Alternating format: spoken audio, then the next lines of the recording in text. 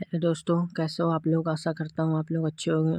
आज से फिर एक नए वीडियो पे आप लोगों का दिल से स्वागत करता हूँ और आशा करता हूँ कि आप लोग अच्छे होंगे। तो दोस्तों, आज मैं आप लोगों को कुछ कुल 40 से 45 क्वेश्चन जो टॉप हिंदी के हैं उनको बताऊँगा, जो काफ़ी महत्वपूर्ण हैं और परीक्षा में बार बार पूछे जाते हैं। और आप लोगों से एक रिक्वेस्ट है दोस्तों, कृपया वीडियो को ज़्यादा से ज़्यादा शेयर करिए ताकि सारे बच्चों के पास पहुंच जाए। और ये यूपी पुलिस के लिए काफ़ी इम्पोर्टेंट क्वेश्चन है जो कि परीक्षा में पूछे जाते हैं। कुछ इम्पोर्टेंट क्वेश्चन अब मैं आप लोगों को बताने जा रहा हूँ। तो बिना समय गंवाते हम वीडियो को स्टार्ट करते हैं और आप लोगों को एक ही क्वेश्चन का राइट आंसर करके बताते हैं। तो दोस्तों, सबसे पहला क्वेश्चन क्या कहता है। पहला क्वेश्चन है, राम पढ़ता है, ये कौन सा वाक्य है। सरल वाक्य है, संयुक्त वाक्य है, मिश्रित वाक्य है, इनमें से कोई नहीं। राम पढ़ता है, ये कौन से वाक्य में आता है। तो राम जो है पढ़ता है, तो ये सरल वाक्य में आता है। यानी राम पढ़ता है, कितने आसानी से आप लोग बोल सकते हैं राम पढ़ता है, यानी सरल वाक्य, एकदम सिंपल भाषा में। तो इसका right answer option number A होगा। अब क्वेश्चन नंबर दूसरा, उसे परिश्रम तो बहुत किया किंतु सफलता नहीं मिली। यानी उसने मेहनत तो बहुत किया है पर उसे सफलता नहीं मिली। ये कौन से वाक्य में आता है। सरल वाक्य में, संयुक्त वाक्य में, मिश्रित वाक्य है, इनमें से कोई नहीं। उसने मतलब कोशिश तो बहुत किया लेकिन उसको जो है सफलता नहीं मिली। इस संयुक्त वाक्य में हो सकता है, कुछ हो सकता है, बट उसे सफलता नहीं मिली, तो ये संयुक्त वाक्य में आता है। अब क्वेश्चन नंबर तीसरा, यदि सही दिशा में परिश्रम करोगे तो अवश्य सफल होगे। इसका कहने का मतलब ये है कि अगर आप सही मार्ग में चलोगे तो आपको सफलता अवश्य मिलेगी, चाहे एक दिन में नहीं, 2 दिन में, लेकिन तीसरे दिन लेकिन सफलता ज़रूर मिलेगी। इसीलिए कहते हैं दोस्तों, पढ़ाई से कभी हार नहीं माननी चाहिए, पढ़ते रहना चाहिए, पढ़ते रहना। कब किस्मत टकरा जाए कोई भरोसा नहीं है। तो अब क्वेश्चन नंबर तीसरा का ऑप्शन नंबर ए है सरल वाक्य, दूसरा संयुक्त वाक्य, तीसरा मिश्रित वाक्य, चौथा इनमें से कोई नहीं। जो सही दिशा में परिश्रम करोगे तो सफलता मिल जाएगी, तो ये मिश्रित वाक्य में आता है। यानी इसका right answer option number C. अब क्वेश्चन नंबर चौथा, ईश्वर तुम्हें सफलता दे। हम प्रार्थना करते हैं कि दोस्तों आप लोग जल्दी से जल्दी नौकरी पा जाओ, अपने माँ बाप का नाम रोशन करो। तो ईश्वर तुम्हें सफलता दे, ये प्रश्नवाचक में आता है, विस्मयवाचक में आता है, निषेधवाचक में आता है, इच्छावाचक में आता है। ईश्वर तुम्हें सफलता, यानी हम मना रहे हैं ईश्वर को तुम्हें सफलता दे दे, तो ये इच्छा, हम अपनी इच्छा जाहिर कर रहे हैं कि आपको सफलता मिल जाए, तो ये इच्छावाचक में आता है। अब क्वेश्चन नंबर 5वां, संतोष से बढ़कर सुख नहीं। यानी अगर आप लोग 2 बात बर्दाश्त करोगे दोस्तों, उससे बड़ा सुख कुछ नहीं हो सकता है। मिश्र वाक्य है, सरल वाक्य है, संयुक्त वाक्य है, इनमें से कोई नहीं। संतोष यानी सब्र, सब्र का फल मीठा होता है दोस्तों, ये सबको पता है। क्वेश्चन नंबर 5वां का बी, इसको संतोष करो, यानी सरल वाक्य में बोले संतोष कर भाई, आगे तुझे परिणाम मिलेगा, तो ये सरल वाक्य में आता है। ऑप्शन नंबर बी इसका सही आंसर है। अब क्वेश्चन नंबर 6वां क्या कहते हैं, मजदूर मेहनत करता है किंतु उसके लाभ से वंचित रहता है। मेहनत तो उसने बहुत करा पर उसे लाभ से वंचित रहा। ठीक है दोस्तों, तो क्वेश्चन नंबर 6वां का सरल वाक्य है, ऑप्शन नंबर ए। बी है मिश्र वाक्य, संयुक्त वाक्य, इनमें से कोई नहीं। मजदूर जो है मेहनत तो करता ही है, आप लोगों को सब पता है, किंतु लाभ से वंचित रहता है, उसको लाभ नहीं मिल पाता, तो ये इनमें से इसका राइट आंसर कौन सा होगा, सी, यानी संयुक्त वाक्य। अब क्वेश्चन नंबर 7वां क्या है, राजनीति अब एक व्यवसाय बनती जा रही जो गुंडागर्दी के बल पर चलती। ये बिल्कुल सही बात है दोस्तों, राजनीति गुंडा के बल पर ही चलती है, आप लोगों को पता है। तो ये संयुक्त वाक्य हो सकता है कि मिश्रित वाक्य हो सकते हैं, सरल वाक्य हो सकते हैं, इनमें से कोई नहीं है। तो क्वेश्चन नंबर 7वां का right answer option number B, यानी मिश्र वाक्य है। ठीक है दोस्तों, क्वेश्चन नंबर 8वां, आज बहुत पानी गिरा। दोस्तों आज मैं वीडियो बना रहा हूँ तो आज पानी भी बहुत गिर ही रहा है, तो ये साधारण वाक्य हो सकता है, मिश्र वाक्य हो सकता है, संयुक्त वाक्य हो सकता है, उपवाक्य हो सकता है। क्वेश्चन नंबर 8वां का, आज बहुत पानी गिर, एकदम आसानी भाषा में बोल दिया गया है कि आज बहुत पानी गिर रहा है, तो ये साधारण वाक्य में आता है, यानी ऑप्शन नंबर ए। अब क्वेश्चन नंबर 9वां, तुलसीदास ने कहा है कि विनाश काल में मनुष्य की बुद्धि भ्रष्ट हो जाती है। जैसे आप कभी मान लीजिए, एक बात बता रहा हूँ, जैसे आप लोग कभी घबरा जाते हैं तो आप लोग दिमाग काम नहीं करता, क्या क्या करूं क्या ना करूं। तो वैसे जब विनाश काल का समय हो जाता है तो मनुष्य की बुद्धि भी काम नहीं करती, वो फिर गलती की ओर ले जाती है। ये साधारण वाक्य है कि सरल वाक्य, संयुक्त वाक्य है, मिश्र वाक्य। क्वेश्चन नंबर 9 का right answer option number D होगा, ये मिश्र वाक्य है। Question number 10। क्वेश्चन नंबर उससे उससे अब अकेले नहीं रहा जाता है। मतलब मेरा दोस्त है, अब उससे अकेले नहीं रहा जाता। कुछ भी सोच रहे हैं, यार भाई वो अब अकेले नहीं रह पाता, तो आप लोग कुछ भी सोच सकते हैं। तो कृतवाच्य, कर्मवाच्य, भाववाच्य, इनमें से कोई नहीं। तो क्वेश्चन नंबर 10वां का right answer option number C, यानी भाववाच्य। भाव लगा रहे, उससे अब अकेले नहीं रह सकते, उसने कहा नहीं, बस उससे गेस कर रहे हैं, उसका भाव ले रहे हैं। अब क्वेश्चन नंबर 11, वहाँ जाओ, ऑर्डर दे रहे हैं कि वहाँ तुम जाओ, ऑर्डर। तो निषेधवाचक, अनुरोधवाचक, आज्ञावाचक, प्रश्नवाचक। तो जाहिर बात ऑर्डर दे रहे हैं यानी उसको आज्ञा दे रहे हैं, तो क्वेश्चन नंबर सी इसका राइट आंसर होगा, आज्ञावाचक। क्वेश्चन नंबर 12, जब तक वह घर पहुंचा तब तक उसके पिता जा चुके थे, यानी उसके आने में लेट हो चुकी थी, उसके पिता तब तक घर से निकल चुके थे। सरल वाक्य है, संयुक्त वाक्य है, मिश्र वाक्य है, इनमें से कोई नहीं। तो क्वेश्चन नंबर 12 का राइट आंसर मिश्र वाक्य है, क्योंकि उसको लेट हो चुकी थी, उसके पापा जा चुके थे घर से। क्वेश्चन नंबर 13 क्या कहते हैं, मोहन नहीं आने वाला है। मतलब उसने कह दिया वो मोहन अब नहीं आएगा। तो ये क्या कह रहा है, तो मतलब नहीं, मतलब नकार दिया, अब नहीं आएगा, मतलब मना कर दिया। तो बलदायक, संदेहवाचक, स्वीकारात्मक, नकारात्मक। तो इसका सब लोगों को पता हो सकता है दोस्तों, नहीं का मतलब नकार दिया, तो इसका ऑप्शन नंबर डी सही होगा। क्वेश्चन नंबर 14, क्या कहते, किस वाक्य में क्रिया का भाववाच्य प्रयोग है। इसमें किस वाक्य में जो है क्रिया का भाववाच्य प्रयोग है। तो क्वेश्चन नंबर 14 का पहला ऑप्शन कहता है, लड़कियों ने माँ को देखा, उससे फल नहीं खाए गए, घोड़ा हिनहिनाता है, यह काम तुमसे ही संभव है। मतलब उसमें एक भाव लगा रहा है कि हाँ ये काम वो कर सकते हैं, ये काम वो, उस क्रिया के द्वारा एक भाववाच्य का प्रयोग है। तो क्वेश्चन नंबर 14 का right answer option number B होगा, एक भाव लगाया जा रहा है, उससे फल नहीं खाए गए। यानी मान लीजिए मैं कुछ खा रहा हूँ, तो आप लोग, मैं खा नहीं पा रहा हूँ, तो आप लोग गेस कर रहे हैं कि उससे फल नहीं खाए गए।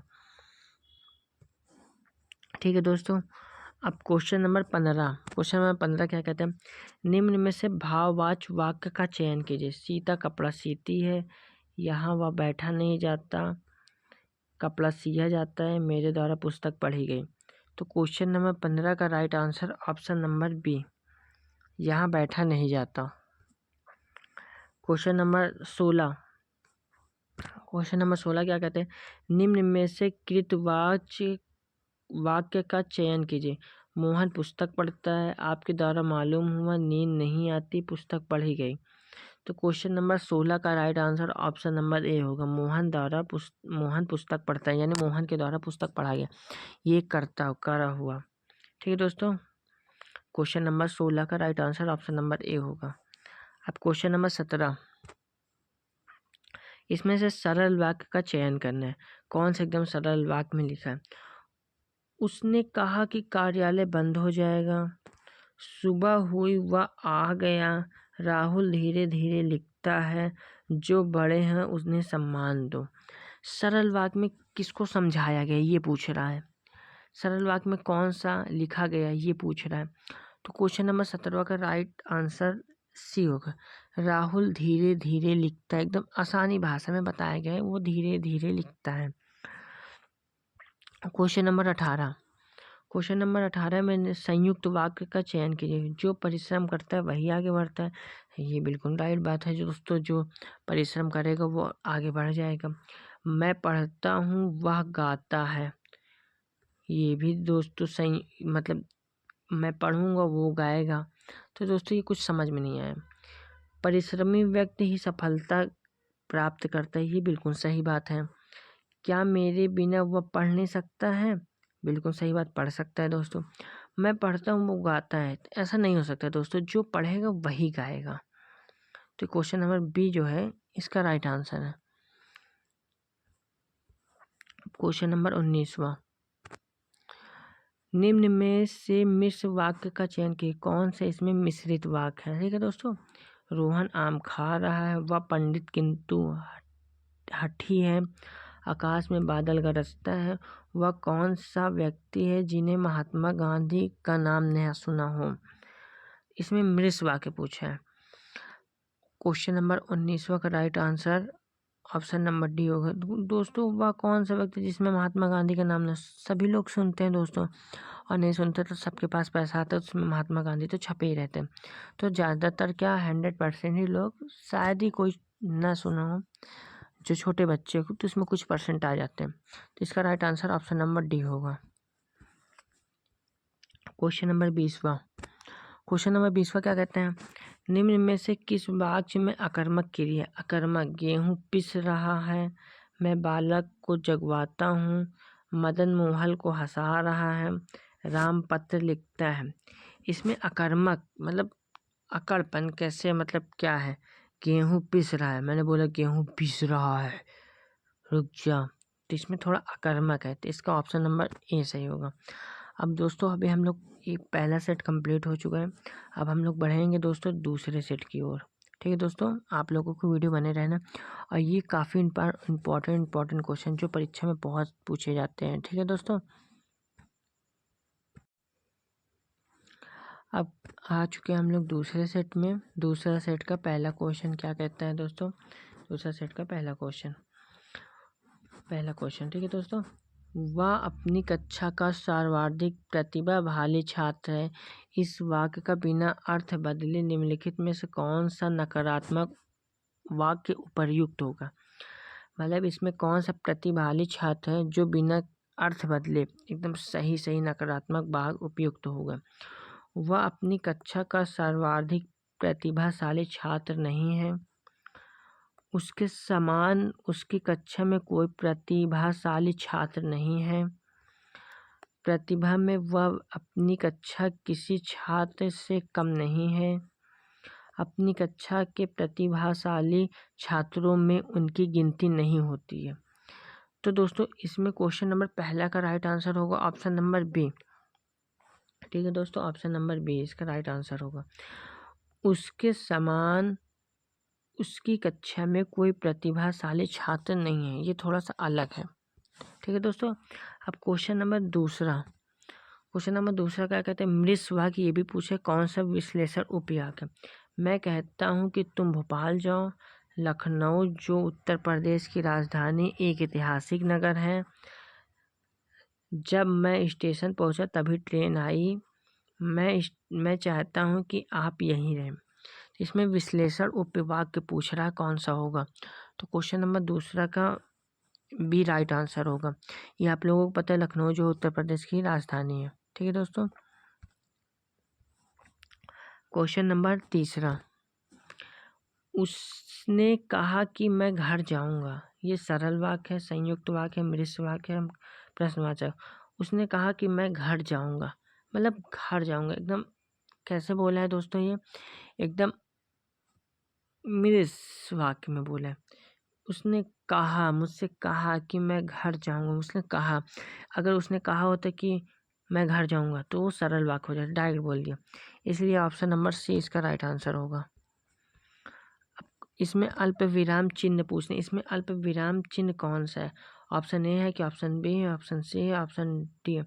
दोस्तों मैंने हिंदी के एक पहला सेट में पढ़ाया था कि अल्प विराम का चिन्ह कैसे क्या होता है।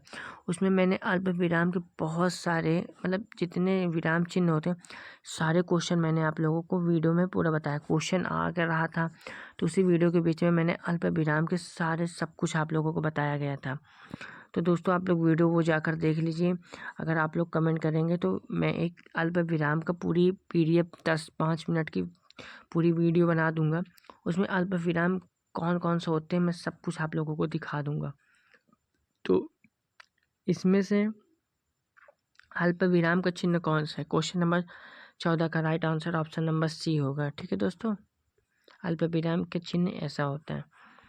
अब इसमें अर्ध विराम का दोस्तों आप लोग पिछली वीडियो देखे होते तो सभी क्वेश्चन धुआंधार फटाक से आंसर दे दिए होते। क्वेश्चन नंबर 5 में पूछा है अल्प विराम चिन्ह कौन सा है? तो अल्प विराम चिन्ह कौन सा है क्वेश्चन नंबर 5 का? अल्प विराम चिन्ह ऑप्शन नंबर बी, ये है अल्प विराम चिन्ह। ठीक है दोस्तों, क्वेश्चन नंबर 6,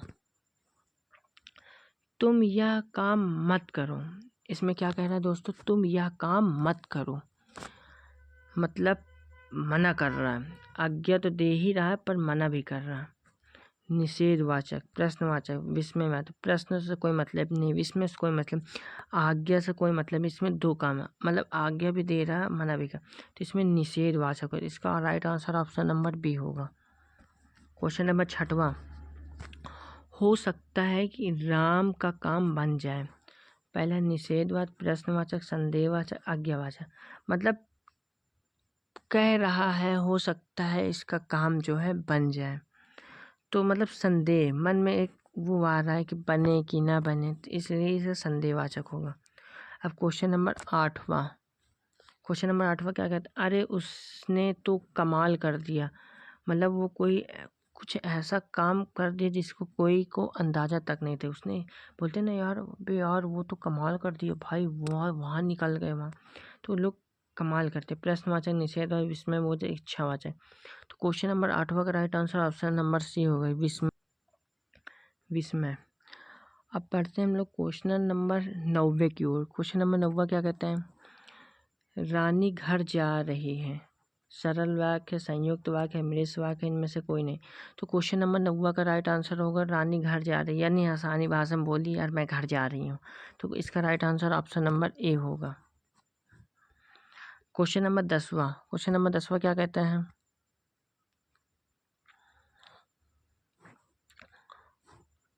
राम क्रिकेट खेलता है पर अच्छा नहीं, मतलब कह रहा है खेलता है पर अच्छा नहीं खेलता, तो इसमें मतलब बोला एक शंका जाहिर कर, मतलब खेलता तो है पर अच्छा नहीं खेलता, शंका आ रहा है, तो इसका ऑप्शन नंबर बी होगा, यानी संयुक्त वाक्य।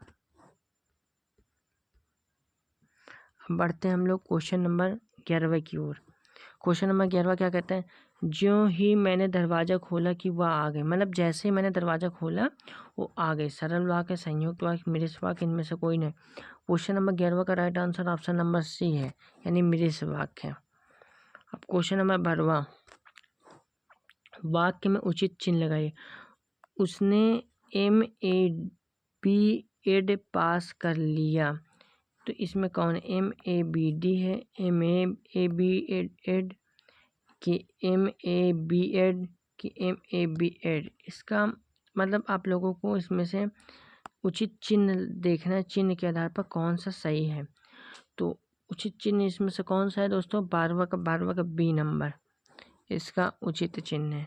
ठीक है दोस्तों, अब क्वेश्चन नंबर 13, क्वेश्चन नंबर 13 क्या कहते हैं? राम घर गया, उसने माँ को देखा, वह संयुक्त वाक्य। राम ने घर जाकर माँ को देखा, राम घर गया, और उसने माँ को देखा, राम घर गया, अतः उसने माँ को देखा, इनमें से कोई नहीं। राम घर गया, उसने माँ को देखा, तो क्वेश्चन नंबर 13 का राइट आंसर क्या होगा? ऑप्शन नंबर बी, जब घर जाएगा।